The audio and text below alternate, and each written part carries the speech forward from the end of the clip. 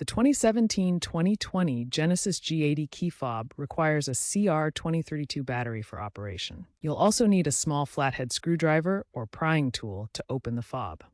Purchase a new CR2032 battery. A high-quality or rechargeable version is recommended, especially in cold climates. Ensure your vehicle is turned off to avoid accidental triggers. Ground yourself to prevent static electricity discharge, which can damage the fob's electronics. The battery typically costs between $5 and $10. Having these items ready ensures a smooth and efficient battery replacement process. Carefully pry open the key fob casing using the flathead screwdriver.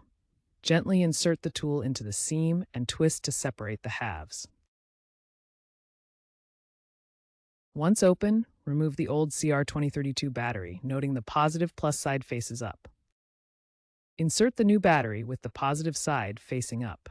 Incorrect polarity can damage the fob. Snap the case back together, ensuring it's firmly closed. Test the fob by pressing the buttons.